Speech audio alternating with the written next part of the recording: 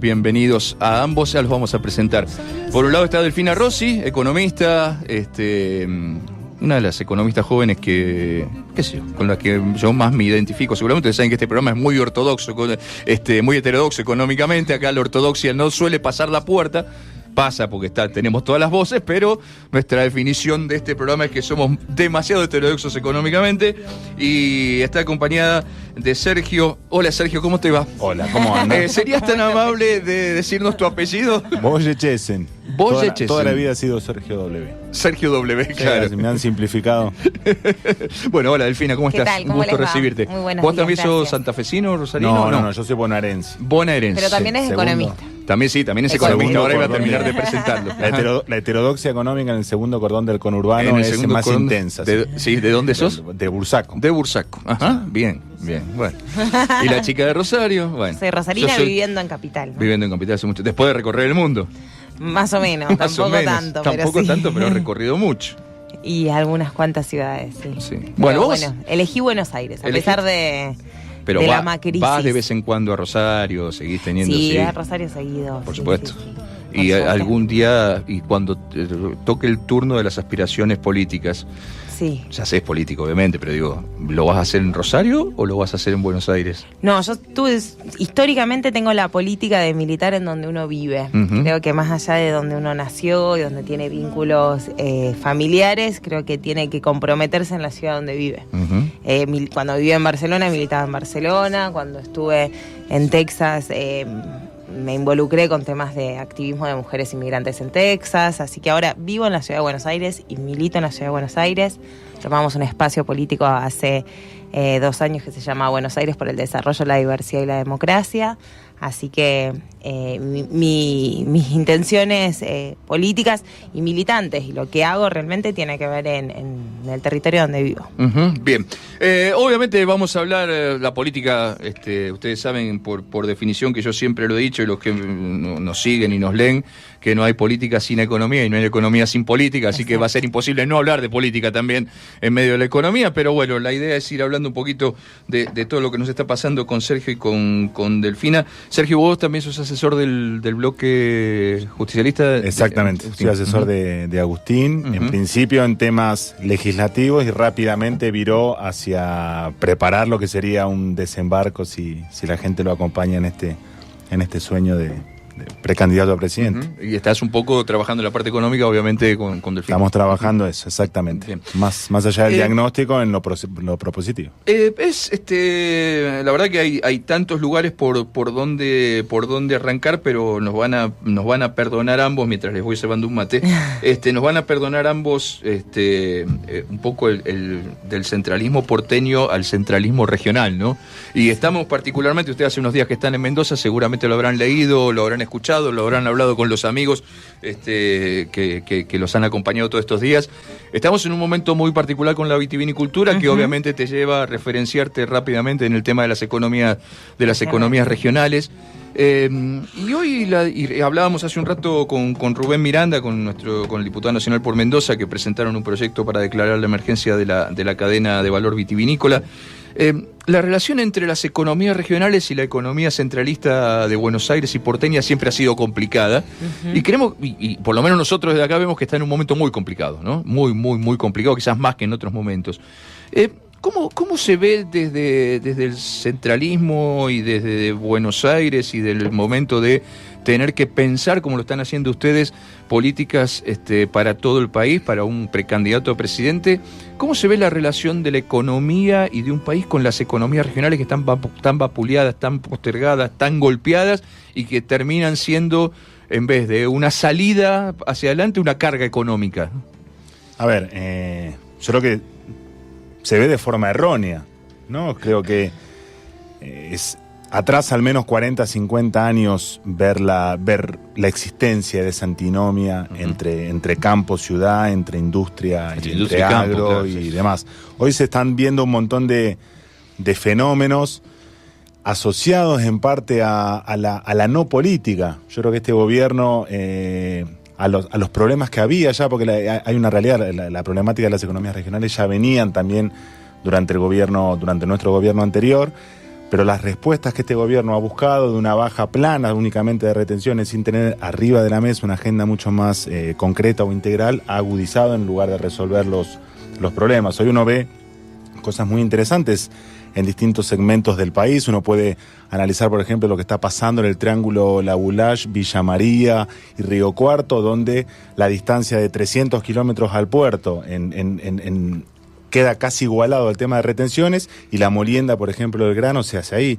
O lo que está pasando con la industria láctea, lo que está pasando con la industria avícola o porcina, donde se está avanzando a sangre para suero, donde está avanzando hacia la producción de energía. Hoy un grano es parte sol, parte energía, parte proteína, y eso se está dando casi de forma, te diría, espontánea, porque no está el Estado ahí ni pensando el hoy ni pensando el mañana. Yo creo que la Argentina que viene hacia adelante tiene que recomponer fuertemente su estructura productiva a nivel general. Creo que Mendoza incluso tiene un pasito más que dar. Ayer lo charlábamos con el diputado Carmona, que Mendoza queda incluso rezagada un par de escalones atrás en materia de generación de pequeñas y medianas empresas y pequeños productores respecto a lo que está pasando a nivel nacional. Así que hay que poner sobre la mesa la reconversión de muchas y el escalonamiento tecnológico y productivo, y engarzar muchas de estas economías regionales. Creo que lo que vivieron en Argentina, que hay que pensar mucho, hay que trabajar mucho, hay que remangarse mucho, hay que tener una política productiva muy fina, muy de sintonía fina, cadena por cadena. Nosotros con Agustín estamos analizando en la actualidad 38 economías regionales distribuidas a lo largo y ancho de todo el país para dar una respuesta definitiva. Creo que venimos de algunos bandazos, incluso hemos tenido como proyecto político algunos encontronazos por no saber cómo leer las diferencias entre la gran pampa húmeda, los grandes exportadores y las pequeñas o medianas producciones. Creo que sobre la mesa hoy está todo eso, está ese aprendizaje social para poder dar una mirada totalmente integral y definitiva a la problemática y llevarla a lo que hoy parece un problema, pero en definitiva es la solución para los problemas de la Argentina en materia de divisas, exportaciones y empleo. Sí, yo quería volver a la pregunta inicial de esto de si se ven estas crisis de las economías regionales en la ciudad de Buenos Aires, ¿no? Digo, más allá de que ya sabemos que el gobierno nacional no las aborda en su complejidad, ¿no? Digo, Mauricio Macri inició el año diciendo que se había reunido con representantes de las economías regionales y que iba a apostar con el crecimiento, simplemente ofreciéndole que no paguen contribuciones por algunos salarios, no ofreciendo una solución justamente al tema del crédito, al tema de la infraestructura. Hablaba Sergio también, ¿no? El tema del transporte, digo, de la distribución de los productos que se generan, de darle escala. Digo, no hay ninguna política de esas características, sino simplemente bajar las contribuciones a la seguridad social, al ANSES en este caso, ¿no? Entonces, la verdad es que creo que por una parte el gobierno desoye la realidad de las provincias, las realidades federales, algunas provincias como la de Santa Fe, que le queda bastante cerca, pero que tampoco ofrece una alternativa, por ejemplo, a la cadena láctea, a lo que sucede. Bueno, el problema de Sancor ya existía, ¿no? Desde antes del cambio de gobierno, pero no se le dio una salida estructural, ni mucho menos, ¿no? Y evidentemente, cuando el mercado interno está pulverizado, cuando no hay consumo, bueno, decir que vas a pagar menos por los trabajadores cuando no vas a invertir para vender absolutamente nada, no sirve, ¿no? Pero quería hacer un comentario sobre el sentido común quizás de la gente en las grandes ciudades, ¿no? Y el sentido común es: no llego a fin de mes. Y no nos cuesta mostrar que eso también tiene que ver con que no se piensa, por ejemplo, en una soberanía alimentaria a partir de esas economías regionales que mejore la vida de los trabajadores, trabajadoras, jubilados, jubiladas en las ciudades, ¿no? Es como que si estuviese totalmente desconectado, ¿no? Como si las economías regionales solamente nos fuesen a servir para algunas exportaciones, o bueno, que en realidad la idea también que penetró este gobierno, bueno, si las manzanas argentinas son caras, traigamos manzanas de Chile, ¿no? Y no hay una perspectiva, yo creo, de soberanía alimentaria en ese sentido, tan necesaria que es tenerla en un momento de profunda crisis, de pobreza, de indigencia, como la que estábamos viviendo, ¿no? Particularmente hablábamos, por ejemplo, acá de la crisis de la cadena vitivinícola, que también se puede complementar con, por ejemplo, tener una cadena de jugos naturales, complementarias. Claro. Digo que se podrían hacer muchísimas cosas. Ya hemos perdido la cuenta de los años que venimos peleando en senadores y en diputados por la ley del uso de jugos naturales para endulzar las gaseosas. Ya hemos perdido la cuenta de los años que estamos peleando por eso. Y en el mientras tanto, digo, se favorece una parte de la pampa húmeda que podría especializarse en otra cosa, que tiene la capacidad productiva para hacer otra cosa. Digo, me parece que nos falta, y además que sería más sano para la salud, digo. Entonces me parece que deberíamos tener una perspectiva de soberanía alimentaria para darle la respuesta también a estas economías. Ahora, es muy difícil construir todo esto cuando vos ves que a partir de lo que vemos todos los días en la calle, de lo que nos pasa todos los días. Hace un ratito comentaba una nota que parece hoy en ámbito de los intereses que están cobrando las tarjetas de crédito por financiar la compra de un electrodoméstico o el consumo. En un contexto donde, como vimos claramente esta semana, nos tienen agarrados del cinturón para ser prolijos. En las redes sociales hemos dicho otras barbaridades, pero digo, cuando parece que las tasas se encaminan un poco a la baja para tratar de recomponer el desastre en el cual estamos, te corren por derecha con el dólar y entonces tenés que volver a subir otra vez la tasa a 50 puntos, otra vez destruir la cadena, otra vez a que financiemos la cosecha y acarreo al 30-35% con suerte.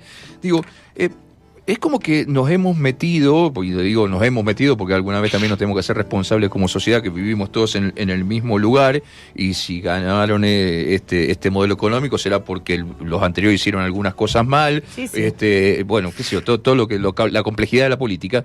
Digo, pero ¿cómo se rompe esta trampa? Porque digamos, si no, nunca vamos a poder poner en marcha un esquema productivo en este modelo de tasa altísima, de carry trade permanente, de apostar a que te da mucho más negocio poner un palo en el banco que lleva a poner $1 millón de pesos a trabajar la tierra. Digo, me parece que ¿cómo se rompe este esquema, digamos? Bueno, la verdad que, y ahora le dejo a Sergio continuar, pero digo, el propio Melconian decía que este modelo es picapiedra, ¿no? Entonces la verdad que estamos, digamos, bajamos un poquito la tasa, pero se nos baja el dólar, entonces tienen que salir a vender dólares y después sube la tasa, y a nadie le importa el sistema productivo, ¿no? Es un juego, digamos, casi matemático para ver cómo supuestamente mantienen el dólar en medio de una franja de flotación, que supuestamente eso... Y para así tratar de controlar una inflación que tampoco controlamos porque la alimentamos con la tarifa y la alimentamos... Entonces, la verdad que es un modelo dedicado al fracaso en el momento en que se decidió, en el propio diciembre del 2015... tener una desregulación de la cuenta de capitales y del sistema financiero. Entonces, hasta que no volvamos, en mi entender, a tener una cuenta de capitales, con movimiento de capitales mínimamente controlada y con un sistema financiero que esté al servicio del sistema productivo y no de la especulación, y que no puedas, digamos, que puedas evitar... Lo que pasó con las Levax era terrible, ¿no? Tenías carteras armadas de grandes inversores internacionales que con cualquier resfrío o cualquier capricho o cualquier decisión unilateral de un fondo se iban y te generaban una corrida que afecta al 99% de los argentinos y argentinas que vivimos, consumimos, invertimos en pesos. Entonces, me parece que esa arbitrariedad es lo que tiene que finalizar para después tener esa sintonía fina de la que hablaba Sergio, con respecto a qué tasas, para qué sectores, con tasas subsidiadas, con crédito, cómo recuperamos la banca. Bueno, pero Sergio, para esto que plantea Delfina y esto que planteás vos de la sintonía fina y demás, hay que tener no solo voluntad política, sino poder político y respaldo de la sociedad, porque te estás metiendo no con actores menores del sistema, y con actores que, como decía Delfina, si se le ocurre o se resfrían o lo que sea, te arman un desastre más o menos. No, seguro. A ver, sí, me reía con el comentario de Delfina de Melconian como picapiedra. La verdad que es verdad, pero también hay que recordar a la gente que la piedra la trajeron ellos. Uh-huh. La verdad que en el 2015 había desequilibrios macroeconómicos, como recurrentemente tiene nuestra economía, otra vez por los desafíos que existen a nivel productivo, por no generar la cantidad de divisas suficientes para sostener los procesos de crecimiento. Pero la verdad que el haber apostado nuevamente por un modelo de apertura, desregulación total y endeudamiento acelerado sin que guarde ninguna capacidad, ninguna relación con la capacidad de pago de la economía argentina, en algún punto te dejaba abierta a esta posibilidad. Era una piedra que vos trajiste para resolver los desequilibrios macroeconómicos de la peor manera, y ahora estás en un modelo pica piedra de la propia piedra que vos trajiste, que no va a ser otra cosa, a cuentas del ajuste fuerte que se viene haciendo en las cuentas públicas, a cuenta del 14% promedio que cayó el ingreso real, los salarios reales de la población, que por esa caída de la capacidad de demanda vas resolviendo a las trompadas y con un proceso muy tosco la falta de divisas.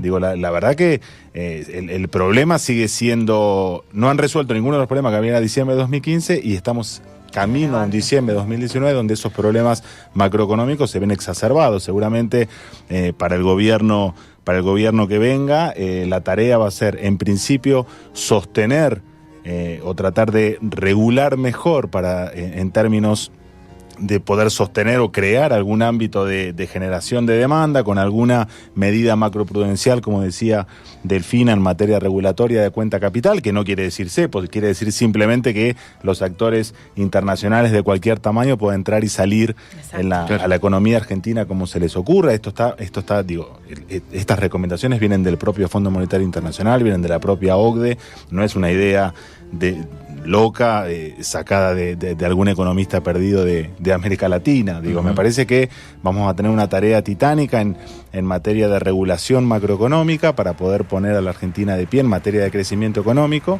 y permitirnos como sociedad empezar a resolver en serio los problemas estructurales que tenemos. Ahora, uno se encuentra, digamos, en un escenario, me parece que hay un escenario que no cambia y nosotros siempre lo discutimos en este programa, que es que el bien más escaso de la economía argentina sigue siendo, y no cambia durante muchos años, el dólar, ¿sí? Es el bien más escaso de la economía argentina.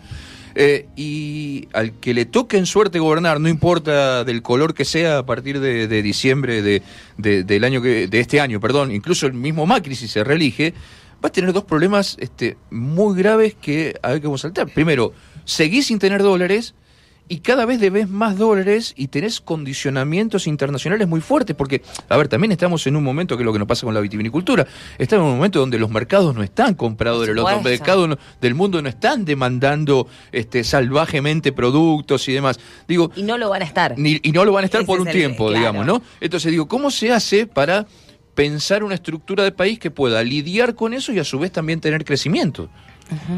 Bueno, esa es la gran pregunta, ¿no? Que nos vienen preguntando y que sabemos que es el principal desafío que va a tener la Argentina a partir de diciembre, porque además, como decía Sergio, si a esa escasez de dólares le sumamos que las capacidades productivas, estructurales de la Argentina se fueron debilitando, bueno, cada vez se hace más difícil dar respuesta. Si te quedaste sin mercado interno, ¿cómo haces para tener crecimiento en un mundo que no consume? O para traer inversiones. Bueno, eso ya ni hablar, ¿no? Ni hablar. Pero lo que nosotros creemos es que hay que apostar por el crecimiento económico a partir del consumo, de la demanda interna, sabiendo muy bien que eso va a generar ciertas presiones sobre el dólar y tener un esquema de renegociación, el sueño de desendeudar la Argentina en 3 años, como había hecho el kirchnerismo cuando llegó 3, 4, 5 años, es imposible en este contexto. Con estos valores y este contexto. Exacto. Imposible. Entonces también hay que saber que vamos a tener que gestionar la deuda externa de la Argentina para que nos permita crecer, ir negociando y renegociando las estructuras con el Fondo Monetario Internacional. Es más, quizás hay que colocar más swaps, más deuda, eso es un esquema que vamos a tener que ir considerando, pero con el objetivo máximo, que es recuperar el crecimiento argentino para también recuperar el empleo y dar una respuesta a la angustia de la gente que vive en la cotidianidad. No podemos tener una economía al servicio de pagarle la deuda al FMI. Eso es como un principio básico de la política macroeconómica que tenemos pensada, ¿no? Y a partir, con la demanda acelerada, vamos a tener que ir corrigiendo la mayor cantidad de desequilibrios posibles. Yo creo que es, como vos bien decías, es una agenda que la tenemos nosotros y también la van a tener ellos, porque el cronograma de pagos que tienen que hacer al Fondo Monetario Internacional es incumplible, nació incumplible. El propio gobierno lo tuvo que renegociar a las poquitas semanas. La diferencia, creo yo, va a estar en una sintonía fina otra vez. Primero en la renegociación para que te permita cierto crecimiento, pero al mismo tiempo saber de dónde te están faltando los dólares. ¿Dónde faltan históricamente los dólares en Argentina? 17.000 millones de dólares anuales se te van con una metalmecánica de trabajo de poca escala. 5.000, 6.000 millones de dólares se te van con un régimen de Tierra del Fuego que no termina de engarzar con las necesidades que hay en continente. 8.000, 9.000 millones de dólares se te van con la industria automotriz, en la cual no podés engarzar con la discusión que se te viene dando entre China e India para la digitalización de la industria. Toda esa agenda productiva de futuro que nos jugamos este año, no son 4 años más o no de gobierno de Macri, son los próximos 50 años en materia de tren tecnológico, generación de empleo y generación de divisas. Así que hay un tema macro de corto, en la cual me parece que quedamos atrapados cualquiera sea que gana. La diferencia es encauzarlo hacia el crecimiento en lugar del ajuste, que de las dos formas se pueden pagar deuda. El gobierno eligió pagar deuda con ajuste, también se puede pagar deuda con crecimiento, pagarla con crecimiento y al mismo tiempo ir transformando desde el día 1 todas aquellas cuestiones estructurales por los cuales los dólares después se te van a ir yendo, como históricamente te pasó. Ya enseguida nos vamos a la tanda y seguimos charlando con Delfina Rossi, con Sergio Bogesen, pero digo, para esto que ustedes plantean, hay que dar una discusión política que hoy no se da en la Argentina. Digamos, ¿no? Hoy la discusión política en la Argentina sigue pasando por, y lo digo abiertamente, Macri gato o CFK corrupta. Y me parece que lo que tenemos que discutir políticamente de fondo es esto que estamos charlando acá. Entonces, también hay un desafío desde la política de cómo le transmitimos esto a la sociedad. Es que ahí se esgrimen los dos modelos de país de la Argentina. O sea, es una elección...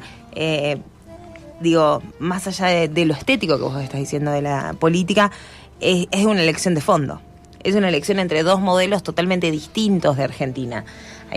Yo la verdad que lo describo como un modelo para las mayorías y un modelo para unos pocos. El modelo que nosotros hablamos de crecimiento, de generación de ocupación, de protección de pymes, de productores, de economías regionales, es el modelo que incluye las mayorías. El modelo de repagar deuda, acordar con el FMI y seguir con la bicicleta financiera y con la fuga de capitales es un modelo de unos pocos. Yo no sé cuántas personas conocen ustedes, los oyentes, que tengan cuentas offshore. Realmente lo que estamos acá diferenciando es eso. Después, en el modelo de las mayorías creo que podemos encontrar diferencias, discusiones, me gusta más un candidato que otro. Bueno, todos esos detalles están abiertos. Ahora, lo que está claro es que acá el modelo de Cambiemos de Mauricio Macri representa una Argentina del 1%, por más que hayan ganado con una mayoría, que nadie lo discute, que es un gobierno que llegó democráticamente electo. Ahora, su gobierno gobierna para el 1% y no para todos. Me das pie para meternos en algo que obviamente no vamos a poder zafar porque es uno de los temas de la política y la economía del día, que es el flyer de ayer del Ministerio de la Producción. Pero enseguida... Y uno se ríe para no llorar. Pero enseguida nos vamos a meter con eso porque también nos lleva el mensaje de un oyente que dice: hola, buen día, Andina. Mi saludo especial a Delfina Rossi, una consulta: que no paguen aportes patronales a sueldo menor de 17.500, no corre el riesgo a partir de ahora de que sea el techo de los sueldos. Bueno, sí, eso lo hemos hablado un poco en la semana. Otro que reflexiona sobre Melconian, el amigo del 845, diciendo que lo de Melconian es coherente con su esmero en la no investigación de la deuda privada. Y acá uno que obviamente abreva en el palo de usted, dice: flaco es corta la bocha, CFK 2019. Bueno, Coquito, hacemos un pequeño respiro, cumplimos con los anunciantes, con la tanda, y seguimos charlando acá con Delfina Rossi y con Sergio Bogesen, economistas, un ratito más en el aire de la radio para toda la provincia de Mendoza. Mendoza Económico.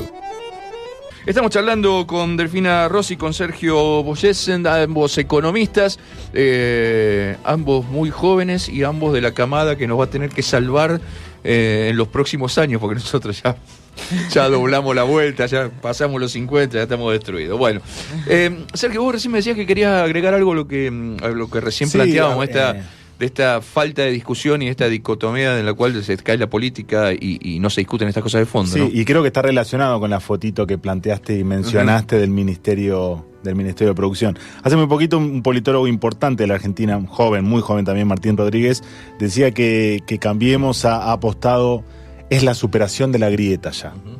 ¿Y en qué sentido lo decía? En pretender, y creo que lo logra muy bien, atomizar distintas problemáticas y distintos grupos y subgrupos de la sociedad argentina. Creo que vivimos en un momento donde la falta de oportunidades son fenomenales. La Argentina tiene 20 millones de personas que conforman la población económicamente activa, de los cuales la mitad, 10 millones, tienen serios problemas de empleo, o porque laburan en negro, porque están buscando trabajo y no lo encuentran, o porque hacen changas, o porque están en las nuevas modalidades de plataformas digitales y tener que juntar 2 o 3 plataformas para quedar incluso en esos términos debajo del salario mínimo.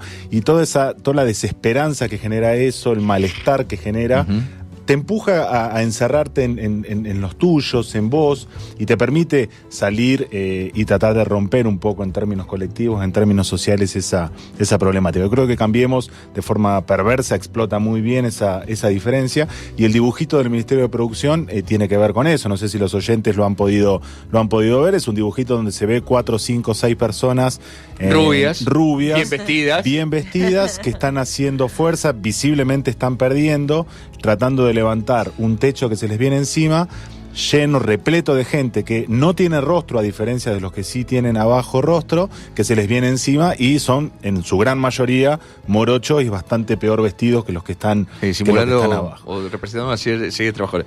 Pero aparte no solo es racista, de mal gusto, todo lo que quiera, sino que aparte también económicamente es una mentira. Porque es ese montón de arriba, digamos, también aporta muchísimo al fisco, porque el 40 o el 50% de sus ingresos se le van en aporte al fisco, vea impuestos directos o indirectos, IVA, lo que le paga, los impuestos que paga la boleta de la luz, del gas, de la cosa. Digo, aparte es mentiroso económicamente. Es una barbaridad. Dibujo, vos pensás que somos 44 millones y pico de habitantes, y pensá que hay solamente 736.000 personas que son capaces de comprar más de $10.000 por mes en la Argentina. Así que seguramente ese dibujo además está dado vuelta.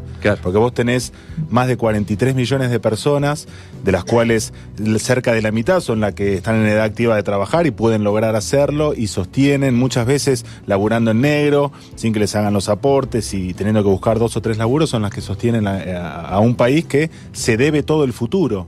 Y seguimos discutiéndolo. Cambiemos nos pone en términos hegemónicos una discusión que creo que tiene que ver mucho más con el pasado que con las necesidades reales de lo que estábamos hablando acá. En este programa somos muy heterodoxos, pero también nos gusta ser por lo menos un poco autocríticos también desde esa posición económica que tenemos, y meter el dedo en la llaga mientras los muchachos siguen probando las tortitas mendocinas. Terrible la tortita mendocina. Después vamos al Valle de Uco a probar algo. Ya vimos que está lindo. Pasale el mate. Sí. Digo, y vos recién metiste el dedo en la llaga. Me parece que es otro desafío que también tenemos para adelante. El mundo cambió, las relaciones laborales cambiaron, las representaciones gremiales cambiaron, las cosas han cambiado.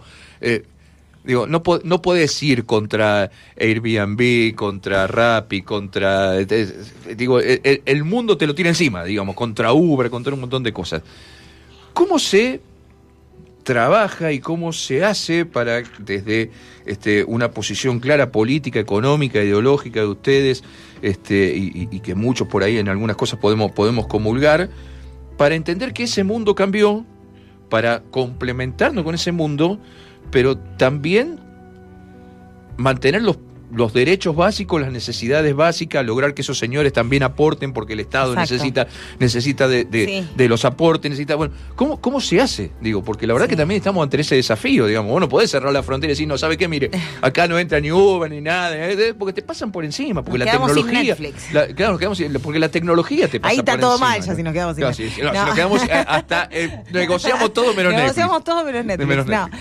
Haciendo una broma. No, me parece que es importante la pregunta, primero porque hay algunos economistas mismos que intentan explicar esta nueva época post-Trump, ¿no?, de reconfiguración del comercio mundial como el fin de la globalización y la vuelta al proteccionismo, ¿no? Y yo siempre, que lo hemos charlado, intento decir que para mí, no es una era de fin del proteccionismo, sino que justamente es una redefinición de la globalización a partir de los intereses de los hegemónicos, en este caso de China y de Estados Unidos, quienes están redefiniendo sus condiciones para justamente ver cómo controlar esa nueva tecnología. Y en esta nueva globalización financiera, no solo lo tenemos a Wall Street, y hablábamos antes de JP Morgan, y hablábamos de los riesgos y cómo esta crisis es consecuencia de haber subido a la Argentina al casino de la globalización financiera, en donde habíamos pasado de tener un G20, ¿no?, en plena crisis del 2008. Hace 10 años el G20 se reunía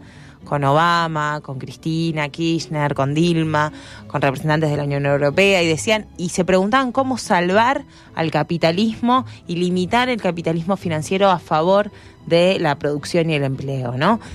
Hoy tenemos un G20 que claramente dice, bueno, no acordamos un montón de cosas y que siga la fiesta de Wall Street, porque esa es la consecuencia de no tener un polo que pone un límite al sistema financiero, que los mercados siguen dominando, ¿no? Y a ese poder que tiene Wall Street hay que sumarle el poder de Silicon Valley.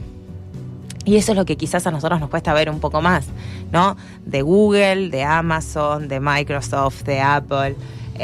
Sí, que se han vuelto un nuevo. A ver, hoy la pelea, enorme. claro, y hoy la pelea pasa por ahí. Hoy ya no se pelean por Wall Street. Cuando vos ves que Estados Unidos mete presa a la presidenta de Huawei y no al presidente de una automotriz, bueno, ves por dónde pasa la pelea, digamos, ¿no? Bueno, a eso, entonces, ahí tenemos un poder de nuevo, además de que controla un montón de información, de tecnología, porque además toda la industria 4.0 se basa también en procesar datos de manera más eficiente y una toma de decisiones desde lo empresarial y desde también la política pública de manera mucho más eficiente a partir de los microdatos, ¿no? Claro. Y de los microdatos, ¿de dónde los sacan? De Internet y de lo que nosotros decimos en Internet, en nuestras redes sociales, etcétera, ¿no?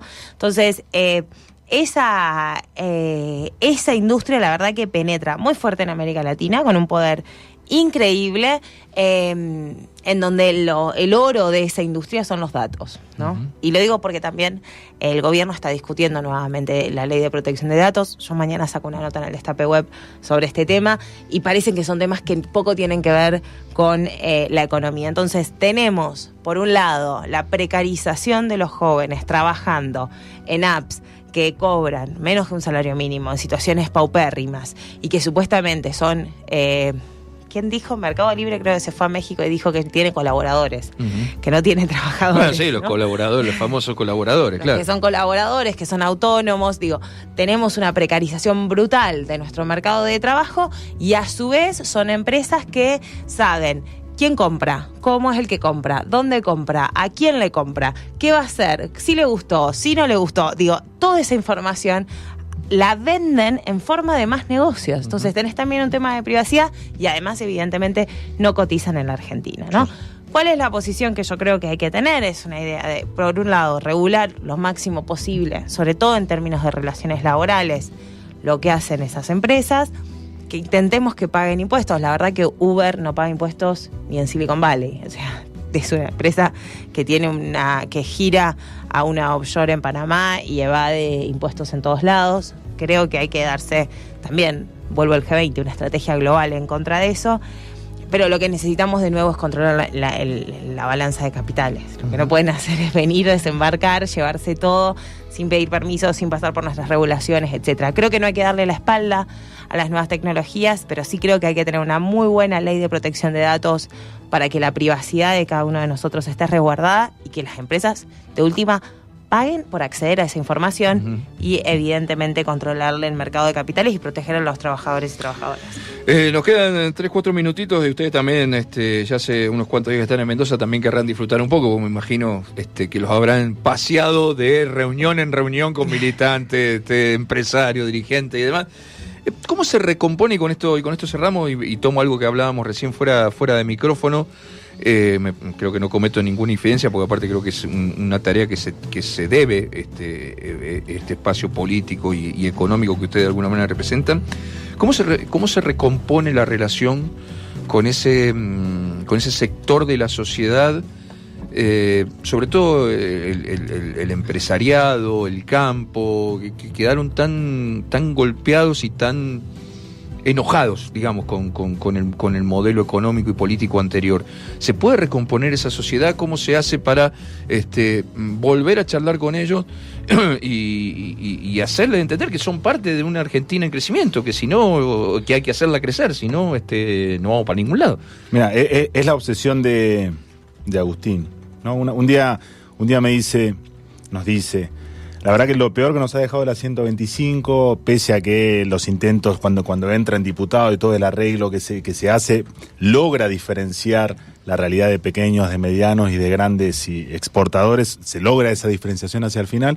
Dice que lo peor que ha dejado es esto, es que seamos capaces de escucharnos. Creo que lo peor que ha dejado es ese escenario. La verdad que en las recorridas que hicimos, que incluyeron Rivadavia, Alvear y demás, nos tocó con Delfina hablar con muchos pequeños productores, muchos que nos habían acompañado políticamente y muchos que no, y que incluso ahora no nos seguían acompañando. Creo que el diálogo es sobre el futuro. Creo que lo que charlábamos al principio, no solo la realidad, no solo el hoy de las economías regionales, de las pequeñas producciones, lo dramático que se está viviendo, sino la importancia de pensar un proyecto a futuro. Creo que la salida de la Argentina, no solo en términos de lo que charlábamos de divisas, de empleo, de tecnología y demás, pasa por el interior, pasa por las economías regionales. Creo que todo el desafío lo tenemos puesto ahí. Creo que la agenda es mucho más integral que lo que se ha venido discutiendo en su momento en materia de retenciones. Creemos que incluso con el estado actual de precios, es hasta medio tonto quedarse discutiendo esa realidad. Hace falta avanzar muchísimo en materia de infraestructura, hace falta repensar todo un esquema de financiamiento fenomenal para las transformaciones que hacen falta en materia tecnológica. Ayer Javier, que acá nos acompaña, charlábamos las diferencias entre las necesidades de agua, de la uva, del ajo, toda esa tecnificación que es carísima, que un pequeño productor jamás podría acceder, no tiene la banca ni provincial ni a nivel nacional muchas veces para poder afrontar esa transformación. Creo que en torno a esa mesa, en torno a esa agenda, creo que pasa por lo menos un principio de respuesta a la necesidad de recomponer una relación que claramente nos tiene del mismo lado. Poco tiene que ver, creo yo, lo que se viene dando en las pequeñas producciones, lo que se viene dando en las pequeñitas chacras o en las 10 hectáreas de vitivinicultura, poco tiene que ver con la realidad de 4 o 5 que están en la sociedad rural a 50, 60 metros del obelisco. Creo que pasa por ahí. ¿Delfina? No, me parece que esa es la propuesta que estamos trayendo y en parte es por lo cual estamos acá en Mendoza de la mano de Guillermo Carmona, ¿no? Es justamente ampliar el diálogo con sectores que al menos nosotros estamos convencidos de que nuestro modelo de la Argentina los incluye. Nos hayan votado o no a Mauricio Macri, ¿no? Entonces el desafío es justamente empezar por el diálogo y después buscar respuestas concretas. Yo ayer en Alvear decía, bueno, ojalá podamos volver el año que viene con una cartera ejecutiva en donde le demos respuestas a todas las necesidades que nos plantean, no solamente con propuestas de por qué nosotros ofrecemos un modelo para la mayoría o por qué hay que votarlo al proyecto nacional y popular, a Cristina Fernández de Kirchner o a mi papá en el caso de ser candidato, ¿no? O sea, sabemos muy bien que son tiempos difíciles, pero el diálogo sobre todo tiene que ser entre argentinos y argentinas, no priorizando las opiniones de los de afuera. Gran programa, Marcelo. Nos escribe el gran Guido Actis, el hombre de la fotocopiadora. Gracias, Guido, un abrazo grandote. Bueno, algunos otros mensajes también sumando cosas de lo de Melconian. Bueno, acá alguien que nos cuenta del tema del Valle Duco, de los productores, de cómo están dejando la pera y el durazno en el piso. Ya lo hemos vivido. Ayer justamente hablamos de eso, por ahí el productor culturalmente, la uva no va a quedar en la viña, pero porque culturalmente va y la corta, digamos, la cosecha como sea, pero la verdad que está muy complicado. Bueno, chicos, realmente ha sido un placer tenerlos en la mañana en la radio. Muchísimas gracias por haberse acercado al estudio. Espero que les hayan gustado los mates, las tortitas, sí. y también la charla. A los oyentes seguro que la charla les interesó y por lo menos planteamos el debate y abrimos la discusión de un montón de cosas. Mil gracias, buena estadía lo que les queda en Mendoza y bueno, en algún otro momento seguramente nos volveremos a encontrar o vía teléfono o acá en el estudio. Mil gracias. A disposición, gracias. Saludos. Señores, 11 de la mañana, dale, cumplí con lo que hay que cumplir, la tanda y demás. Seguimos hasta las 12 haciendo... perdón, no le agradecí al Javi Elizondo, gracias Javi, que viene a ser el Uber de los muchachos, los trae, los viene, los lleva, y demás. Es la aplicación móvil de la radio. 11 de la mañana, nos vamos al corte, seguimos hasta las 12 haciendo Mendoza Económico.